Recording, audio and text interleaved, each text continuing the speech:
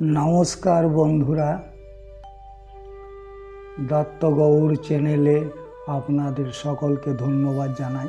যতক্ষণ তোমার কাছে বিশ্বাস আছে ততক্ষণ তুমি অপরাজেয়, শ্রীকৃষ্ণ বলছে।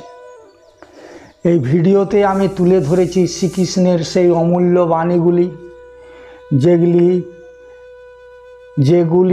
যুগে যুগে মানুষের জীবন বদলে দিয়েছে। ভাগবত গীতার মূল মর্ম, কৃষ্ণের উপদেশ, ধর্ম অধর্ম, কর্ম অকর্মের ব্যাখ্যা সব কিছু একত্রে উপস্থাপন করা হয়েছে সহজ ও হৃদয়স্পর্শী ভাষায়। একটি গল্পের মাধ্যমে সমস্ত কিছু কাহিনী তুলে ধরব। ভিডিওটি বড় হলে ধৈর্য ধরে দেখবেন, স্কিপ করবেন না, তাহলে বুঝতে পারবেন না। চলুন শুরু করা যাক। কাহিনী একজন সাধু আর এক বিছেকে নিয়ে। একবার এক সাধু নদীর পাড়ে স্নান করছিলেন।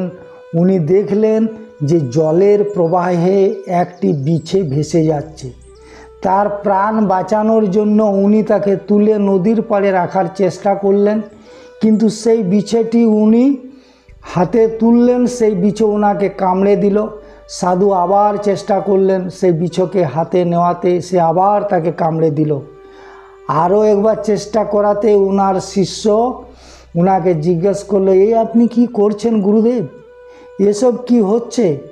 আপনি তারই তো প্রাণ বাঁচানোর চেষ্টা করছেন যে আপনাকে কামড়ে দিচ্ছে।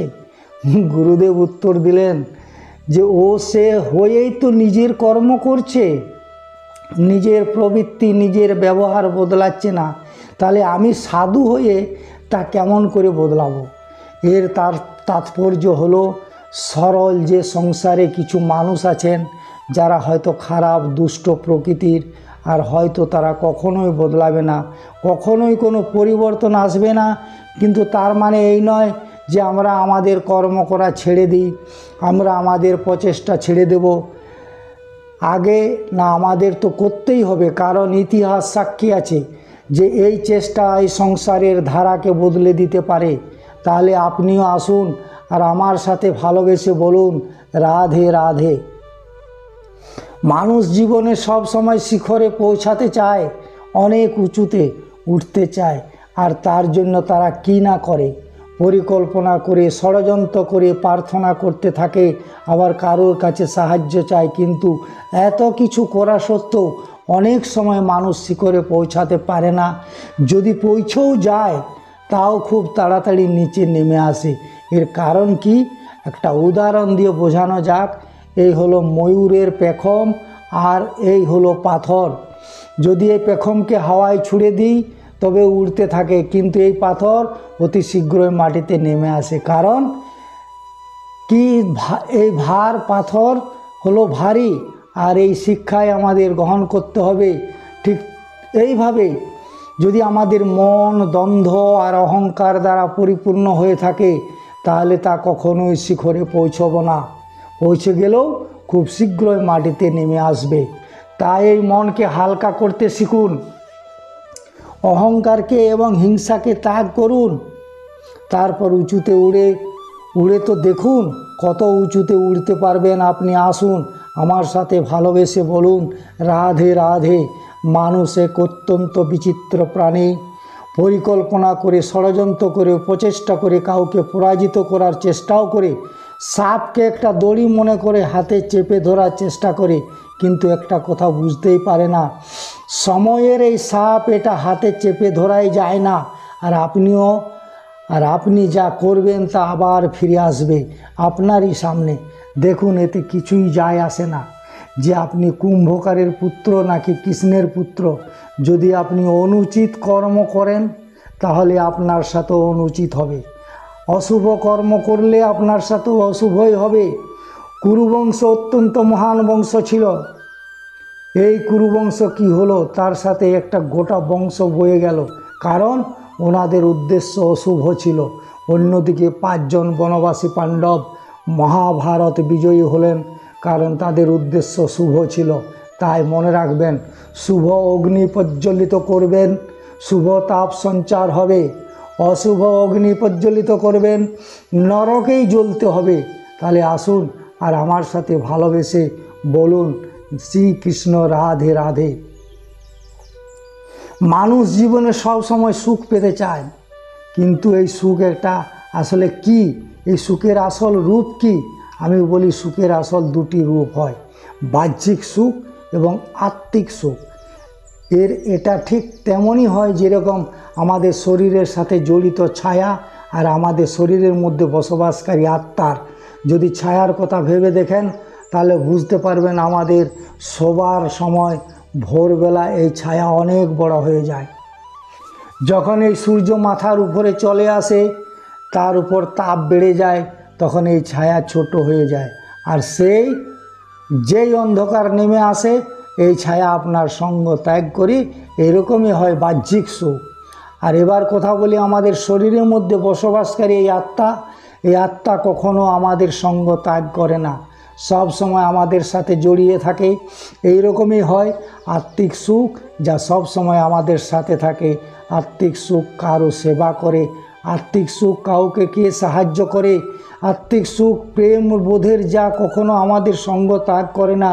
যেখানে বাহ্যিক সুখ যতক্ষণ আপনি সম্পূর্ণ কিছু মানুষ এবং সুবিধা আছে, এই বাহ্যিক সুখ আপনার সাথে থাকবে।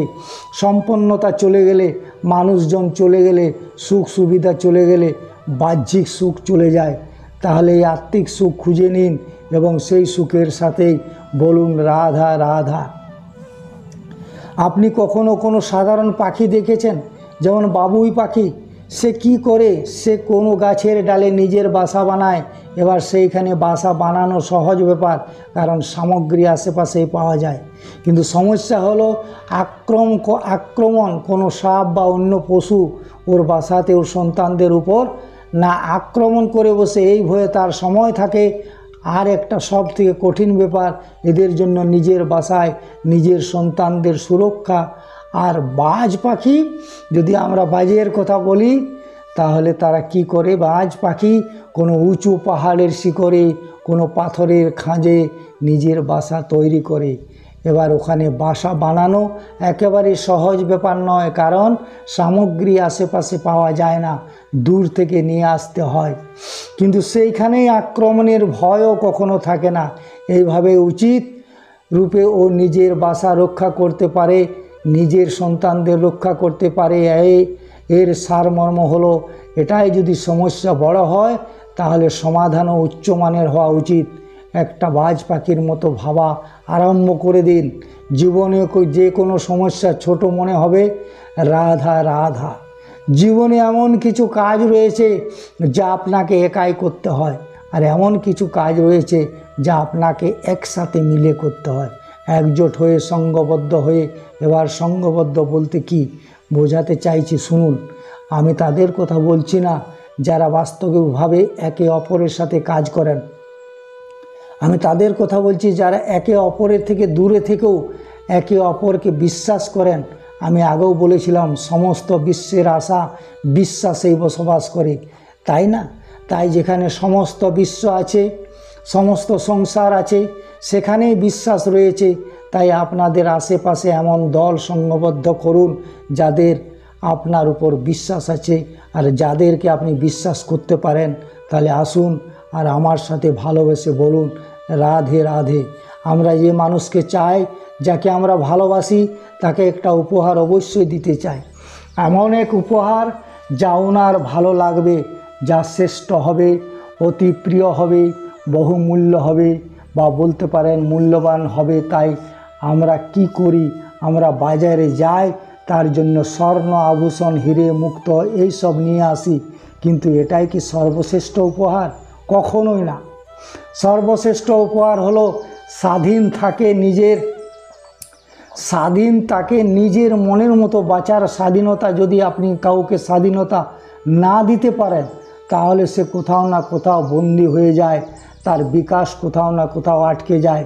কিন্তু যদি আপনি কাউকে স্বাধীনতা দিতে পারেন, তাহলে আপনি দেখবেন ও সমস্ত সংসারকে, এই জীবনকে নিজের দৃষ্টিভঙ্গি দিয়ে দেখবে, বুঝবে যে কোনটা হলো উচিত আর কোনটা হলো অনুচিত। আর এটাই হলো সর্বশ্রেষ্ঠ। আর এবার যদি কাউকে স্বাধীনতার মাধ্যমে এত বড় একটা শক্তি দিতে পারেন, তাহলে আপনি আমাকে বলুন এর থেকে বড় উপহার আর কি হতে পারে। কর্ম, ধর্ম আর কর্তব্য, এই তিনটি একে অপরের সাথে জড়িত। আর অনেক সময় এই তিনটি পালন করতে করতে আমাদের সেই ব্যক্তির সামনে গিয়ে দাঁড়াতে হয়, তার বিরুদ্ধেই যেতে হয় যাকে আমরা সব থেকে বেশি ভালোবাসি। কিন্তু সেইখানে এই যুদ্ধ কোনো ব্যক্তিগত যুদ্ধ থাকে, কোনো ব্যক্তিগত যুদ্ধ থাকে না। এ হলো কর্ম, ধর্ম আর কর্তব্যের যুদ্ধ। এটা সরল নয়, অত্যন্ত কঠিন হয় তার সম্মুখীন হওয়া, যাকে আমরা সব থেকে বেশি সম্মান করি। কিন্তু আমাদের তো আমাদের ধর্মের পথে চলতেই হবে, কারণ আমরা কর্মবদ্ধ, কর্তব্যবদ্ধ, আর এটাই করা উচিত। শুধু এইটুকু মনে রাখবেন, যদি আপনার উদ্দেশ্য শুভ হয়, আপনার ভাবনা শুভ হয়, আপনি যদি কর্ম, ধর্ম আর কর্তব্যের পথে অগ্রসর হন, তাহলে এই প্রক্রিয়াতে যদি আপনাকে আপনার আরাধ্যের সামনেও দাঁড়াতে হয়, তাহলেও আপনার কোনো ক্ষতি হবে না। তাহলে আসুন আমার সাথে ভালোবেসে বলুন রাধে রাধে। প্রেম এই সংসারে এসেছিল এই সংসারকে প্রেমের শিক্ষা দেওয়ার জন্য, এই জীবনের সুখের অনুভূতি আসলে কি তা শেখানোর জন্যে। কিন্তু যদি সত্যি কথা বলি, তো আমি নিজেই প্রতিদিন প্রেমের নূতন নূতন স্বরূপ দেখতে পাই, প্রেমের একটা নূতন অনুভূতি প্রত্যেক নূতন দিনে। আর তার কারণ হলো এই প্রেম অনন্ত, এই হলো দৈব প্রেম, হলো এই সংসারের সব থেকে বড় ঢাল এবং সব থেকে বড় অস্ত্র। এই প্রেম ছাড়া না কোনো ন্যায় হয়, আর না কোনো শাস্ত্র, না জীবন আছে, না তার অন্ত। এবার যদি শুধু এই প্রেম মনের মধ্যে বাস করতে শুরু করে, তাহলে কখনো কোনো সমস্যাই হবে না। আর যদি হয়েও থাকে, তাহলে তা স্থায়ী হবে না। এই প্রেম কিনা করতে পারে, এই প্রেম সমস্ত সমস্যা মিটিয়ে ফেলে আপনার মনের মধ্যে অহংকারকে বিনাশ করতে পারে, আপনাকে সাক্ষাৎ ঈশ্বরের সাথে দেখা করাতে পারে। তাই প্রেমের দ্বারা প্রয়াস করতে থাকুন এই সংসারের প্রত্যেক মানুষকে, প্রত্যেক বস্তুকে, প্রত্যেক জীবজন্তুকে ভালোবাসবেন। আর এই প্রেমের দ্বারাই বলুন রাধা রাধা। প্রশান্তি নিদ্রা মানুষের জীবনের একটা অত্যন্ত গুরুত্বপূর্ণ সুখ এবং প্রয়োজনীয়তা। দেখতে গেলে এই সংসারের প্রত্যেক পশু পাখি, প্রত্যেক জীব অবশ্যই নিদ্রা প্রাপ্ত করেন, কিন্তু মানুষ যার মধ্যে বিচার বিবেচনা করার শক্তি অন্যদের থেকে অনেক বেশি, তার কিন্তু ঘুমের কিছু সমস্যা অবশ্যই হয়। কি বলেন? তাই তো এবার এর কারণ কি? চিন্তা। এবার চিন্তা আমাদের সবার জীবনে, চিন্তা সবার জীবনে আছে। আমরা সকলে জানি যে চিন্তা কখনো আমাদের সাহায্য করে না, তাও আমাদের জীবনে আছে কেন? চিন্তার মাধ্যমে কি কখনো কোনো সমস্যার সমাধান হয়েছে? অর্থের চিন্তা করলে কি অর্থ লাভ হয়? ভবিষ্যতের চিন্তা করলে কি ভবিষ্যৎ ঠিক হয়ে যায়? স্বাস্থ্যের চিন্তা করলে কি স্বাস্থ্য ঠিক হয়ে যায়? না। তাহলে এসব কিছু থেকে আমাদের একটা ছোট্ট শিক্ষা অবশ্যই লাভ করা উচিত। আপনিও আপনার কান থেকে চিন্তার এই বোঝা নামিয়ে ফেলুন। আর এই সব ইচ্ছে একত্রিত হয়ে আমাদের মনে চিন্তা উৎপন্ন করে, তাই এই চিন্তাগুলিকে ত্যাগ করুন। প্রকৃতির প্রেমের উপর বিশ্বাস রাখুন। মনে রাখবেন, যিনি চিন্তামুক্ত হবেন তিনি চিতামুক্ত হবেন। সুখের নিদ্রা প্রাপ্ত করুন। আর নিদ্রায় যাবার আগে আমার সাথে ভালোবেসে বলুন রাধে রাধে। মহাদেব সেই দেবতা যিনি মহান, যাকে দেবতাদের দেবতা বলা হয়, যিনি হলেন আমার আরাধ্য। কখনো আপনার মনে হয় এই প্রশ্ন এসেছে যে শিবকে কেন মহাদেব বলা হয়, অন্য কোনো দেবতাকে কেন বলা হয় না? সেই কারণ মহাদেবের মধ্যে, ওনার মধ্যে এমন এক বিশেষ গুণ রয়েছে যা অন্য কারো নেই। তাহলে নিঃস্বার্থ হয়ে মানুষের সেবা করা যদি প্রয়োজন পড়ে, যদি সৃষ্টির পথে বিনাশের কালো মেঘ ছেয়ে থাকে, তখন নিজের প্রাণের চিন্তা না করে হলাহল পান করার জন্য প্রস্তুত থাকেন মহাদেব। আর এই অদ্বিতীয় ত্যাগের জন্য শিবকে মহাদেব বলে ডাকা। এবার যদি কোনো মানুষ নিঃস্বার্থ ভাবনার দ্বারা নিজেকে অর্পণ করে দেয় এই জগতের কল্যাণের জন্য, মানুষের সেবার জন্য, তাহলে তিনি মহাপুরুষ মহামানব হতে পারেন। যদি কেউ অভুক্ত থাকেন তাহলে নিজের থালা থেকে অর্ধেক খাবার তাকে দিয়ে দিন। যদি কেউ অসুস্থ হন তাহলে তাকে সেবা করার, চিকিৎসা করার চেষ্টা করুন। এই জীবন শুধু নিজের জন্য নয়, অন্যদের প্রতি, সমস্ত সংসারের প্রতি উৎসর্গ করুন। যদি এইসব মানুষ শিখে যান তাহলে তিনি মহাদেবের পথে অগ্রসর হতে পারেন। যদি মানুষ নিঃস্বার্থ ভাবনার দ্বারা এই সংসারের সেবা করতে শিখে যান তাহলে তিনি নিশ্চিন্ত রূপে মহামানব অবশ্যই হতে পারবেন। আসুন আমার সাথে ভালোবেসে বলুন রাধে রাধে। স্বর্ণিমুগ্ধ মানিক, এই সব কিছুকে আগে পাথর বলা হতো, তাহলে এমন কি হলো যে এদের রত্ন বলা হয়? আর রত্ন তা বাস্তবে আসলে কি? এটা হলো সেই পাথর যাকে আগে আগুনের তাপ সহ্য করতে হয়েছে, পরখ করা হয়েছে, যাচাই করা হয়েছে, এদের কাটার চেষ্টা করা হয়েছে, কিন্তু তারা কখনোই নষ্ট হয়নি, বরং তারা আরও উদ্ভাসিত হয়েছে, আরও উজ্জ্বল হয়েছে, এই সংসারে আরও প্রকাশ ছড়িয়ে দিয়েছে। সেই জন্য এরা হলো অমূল্য, সেই জন্য এরা হলো বহুমূল্য, সেই জন্য এদের রত্ন বলা হয়। এবার মানুষের কাছেও এই নির্বাচনের অধিকার রয়েছে যে আমরা শুধু পাথর হয়ে থাকব নাকি রত্ন হয়ে থাকব।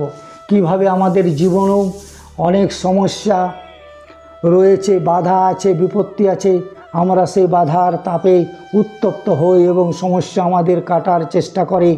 অনেক মানুষ বিভিন্ন পরিস্থিতি আমাদের ভাঙার চেষ্টা করে, কিন্তু আমাদের নষ্ট হলে চলবে না। যেভাবে এই রত্ন সমস্যার সম্মুখীন হয়ে পাথর থেকে রত্ন হয়েছে, সেইভাবেই আমাদেরও সমস্যার সম্মুখীন হয়ে রত্ন হয়ে উঠতে হবে, এই সংসারে প্রকাশের স্রোত হয়ে উঠতে হবে। তাহলে এটাই করুন আর আমার সাথে ভালোবেসে বলুন রাধে রাধে। সংসারের সব থেকে বড় শক্তি আসলে কি? কেউ বলবেন শারীরিক শক্তি, কেউ বলবেন অস্ত্রের শক্তি, কেউ বলবেন জ্ঞানের শক্তি, ঠিক আছে। কিন্তু যদি আমি বলি সংসারের সব থেকে বড় শক্তি হলো শক্তি কোনো এক তথ্যের আগে হ্যাঁ তথ্য। এই তথ্য নিজেই কিন্তু খুব শক্তিশালী, অত্যন্ত শক্তিশালী অস্ত্র হলো এই তথ্য। আর সত্যি বলতে অনুচিত তথ্যের থেকে অনেক বেশি ঘাতক হলো অসম্পূর্ণ সত্যত্য। যেরকম আজ সাম্যরূপীর সাথে করেছে, ওকে অসম্পূর্ণ তথ্য দিয়েছে, তার ফলে বিনাশ হলো। যদি এইভাবে আপনার কাছেও কোনো অসম্পূর্ণ তথ্য আসে আর যদি আপনি তা পরখ না করে দেখেন, যাচাই না করে দেখেন আর নিজের কর্ম করেন, তাহলে উত্থানের বদলে আপনি পতনের সম্মুখীন হবেন, বিকাশের বদলে আপনার বিনাশ হবে। মনে রাখবেন একটা অত্যন্ত গুরুত্বপূর্ণ কথা, সঠিক তথ্য পাওয়া, সঠিক তথ্য দেওয়ার থেকে অনেক বেশি গুরুত্বপূর্ণ। আশা করি এই কথা আপনি বুঝেছেন। জীবনে যখনই কোনো তথ্য আপনি পাবেন সেই বিষয়ে ভেবে দেখুন, পরখ করে দেখুন, যাচাই করুন, তারপর নিজের কর্ম করুন। আমার সাথে ভালোবেসে বলুন রাধে রাধে। ধর্ম এবং এই দুই হলো একই মুদ্রার দুই পিঠ। যদি এদের মধ্যে কোনটা নষ্ট হয়ে যায় তাহলে দ্বিতীয়টা থাকে না। কখনো ভেবেছেন এমন কেন হয়? তার জন্য আগে আপনাকে বুঝতে হবে যে ধর্ম আসলে কি ধর্ম। সেটাই যা এই সংসারের প্রত্যেক মানুষকেই একে অপরের সাথে সুখ এবং শান্তিতে প্রেরণা যোগায়। এই প্রেরণার আধার হলো প্রেম। প্রেম সেটাই যা আপনার মধ্যে অন্য কারুর প্রতি করুণা বোধ জাগিয়ে তোলে, সম্মান জাগিয়ে তোলে। এবার যদি প্রেম চলে যায় তাহলে সবার আগে বিনাশ হবে সম্মান আর করুণা বোধের। এবার যেখানে না প্রেম রয়েছে, না সম্মান রয়েছে, না করুণা রয়েছে, সেখানে ধর্ম কিভাবে বাস করবে? অশুভ ইচ্ছে জাগ্রত হয়ে ওঠে, ক্রোধ জাগ্রত হয়ে ওঠে, অহংকার জাগ্রত হয়ে ওঠে, আর তারপর আরম্ভ হয় অধর্মে। তাই যা যা ভাবনা আপনার অন্তরে প্রবেশ করেছে করতে দিন, কিন্তু যাই হোক না কেন এই প্রেমকে নিজের থেকে দূরে যেতে দেবেন না। এই প্রেমকে চিরকাল নিজের কাছে রাখুন, নিজের হৃদয় আর এই প্রেম ভাব নিয়ে বলুন রাধে রাধে। মানুষের জীবনে উন্নতি লাভ করার জন্য তিনটি স্তম্ভের প্রয়োজন হয়। প্রথম স্তম্ভ শিক্ষা, এই শিক্ষা আমাদের জ্ঞান প্রদান করে। দ্বিতীয় স্তম্ভ ব্যবসা, যার দ্বারা আমরা ধন উপার্জন করি। আর তৃতীয় স্তম্ভ আমাদের ঈশ্বর, আমাদের ইষ্ট। এনার সাথে যদি আমরা জুড়ে থাকতে পারি তাহলে এমন একটা মানসিক বল আপনি লাভ করবেন যেটা এই সংসারে আর কোথাও পাওয়া সম্ভব নয়। কিন্তু মানুষ অনেক সময় জীবনে এই তিনটি স্তম্ভ লাভ করা সত্ত্বেও সামনে অগ্রসর হতে পারে না। কখনো জীবনের কঠিন পরিস্থিতি আসতেই তাকে এমনটা একটা ঠিক কেন হয়, কারণ সে জীবনে এই তিনটি স্তম্ভ লাভ করে নেয়, জীবনে প্রয়োগও করে, কিন্তু তার ভিতের কথা সে ভুলে যায়। যেমন প্রথম স্তম্ভ অর্থাৎ শিক্ষা, এই শিক্ষার আধার হলো শুভ চেতনা। যদি অন্তরে শুভ চেতনা না থাকে তাহলে এই শিক্ষার কোনো গুরুত্ব থাকে না। দ্বিতীয় স্তম্ভ ব্যবসা, পরিশ্রম করে উপার্জন করতে হবে, এই কথাটা আমরা সবাই জানি এবং সবাই চেষ্টাও করি, কিন্তু ব্যবসা করতে করতে আমরা এটা ভুলে যাই আমাদের ব্যবহার কেমন হয়ে পড়েছে। এই ব্যবহার যদি শুভ হয় তাহলে আমাদের উপার্জন আস্তে আস্তে একটা স্থির জায়গায় এসে পৌঁছবে। এবং তৃতীয় স্তম্ভ আমাদের ভগবান, যদি ওনার শরণে আপনি যেতে চান তাহলে তার পূর্বে নিজের মা বাবাকে সেবা করুন, তাদের যত্ন করুন, তাদেরকে ভালোবাসুন, কারণ ওনারাই হলেন এই সংসারের আপনার সবথেকে বড় ইষ্ট দেবতা। তাহলে তিন স্তম্ভের সাথে সাথে তাদের আধারকেও নিজের জীবনে প্রাধান্য দিন, কোনো সমস্যা আসবে না।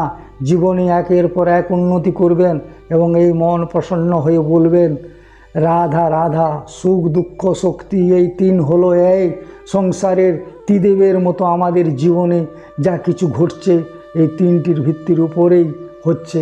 আসলে এই সংসারে একটা নিয়ম আছে, যখনই আপনি কিছু লাভ করেন এবং এই সংসার আপনার পরীক্ষা নেয়, এটা জানার জন্য আপনার পরীক্ষা নেয় যে আপনি যা কিছুই লাভ করেছেন আপনি কি আদৌ সেটার যোগ্য কিনা। ঠিক সেইভাবেই এই সুখ দুঃখ এবং শক্তি আপনার পরীক্ষা নিয়ে থাকে। যখন সুখ আসে তখন সে আপনার পরীক্ষা নেয় যে আপনার মধ্যে অহং জাগ্রত হয়নি তো। যদি অহং চলে আসে তাহলে সুখ সেখানে সঙ্গ ত্যাগ করে দুঃখ আপনার ধৈর্যের পরীক্ষা নিতে থাকে। আর যদি আপনার মধ্যে ধৈর্য না থাকে তাহলে এটা আপনাকে আরও বেশি দুঃখের গভীর অন্ধকারে ঠেলে দেবে। সেখানে শক্তি পরীক্ষা নেয়।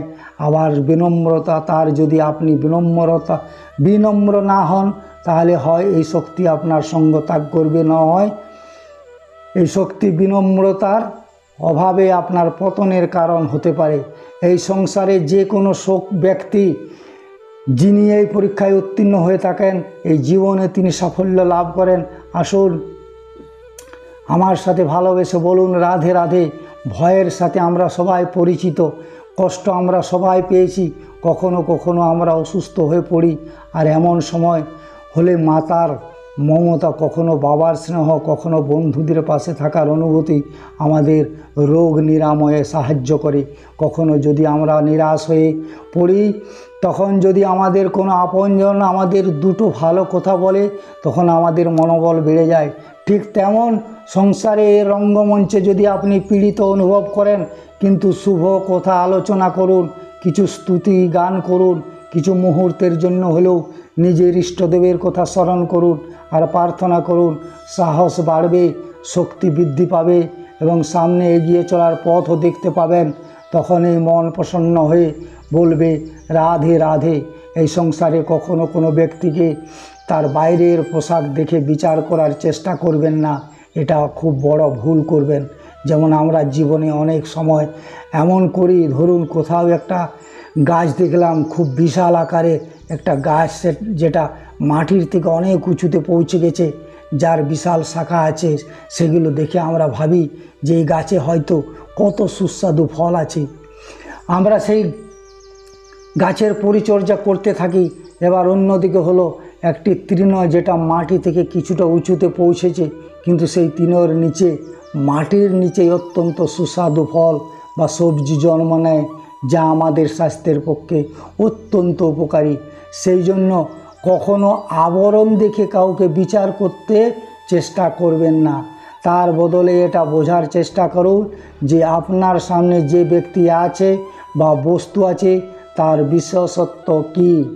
তা বুঝতে পারলেন এই ভিডিওতে এত সব কথা আপনাদেরকে বুঝালাম। যদি ভিডিওটি ভালো লাগে, যদি মনে করেন যে ভিডিওটি খুব ভালো লেগেছে তা লাইক করবেন, শেয়ার করবেন। আশা করি ভিডিওটি ভালো লাগবে। পরের ভিডিওতে আবার দেখা হবে। নমস্কার।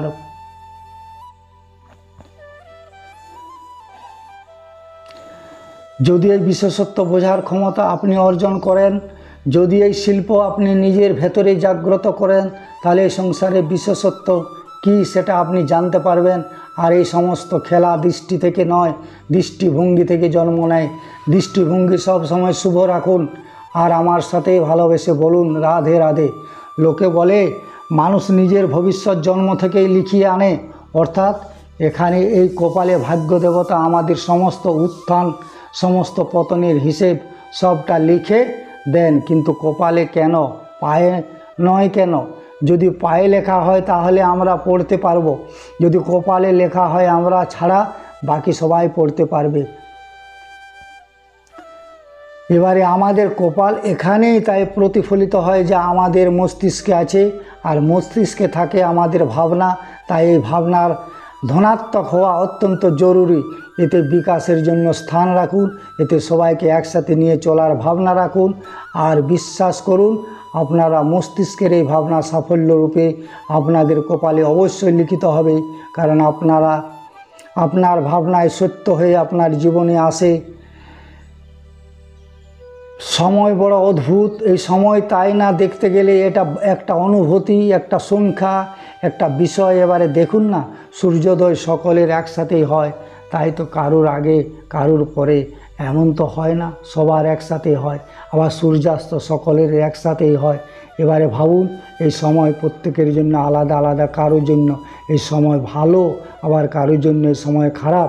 এক্ষুনি এই মুহূর্তে কারো মুখে সফলতার আলো রয়েছে, আবার কারো মুখে অসফলতার নিরাশা। এটা কেন? এই সময় কারোর জন্য শ্রেষ্ঠ, আবার কারোর জন্য আবার কাউকে নিরাশ করে? এটার উত্তর হলো আপনার চিন্তা, আপনার কর্ম। যেমন আপনার চিন্তাধারা তেমন আপনার কর্ম, আর তেমনি হবে আপনার এই সময়। আপনি জীবনে সুখ তখনই পাবেন যখন আপনি কারোর মুখে আশার আলো এনে দেবেন। আপনি আনন্দ পাবেন তখনই যখন আপনি কাউকে খুশি করবেন।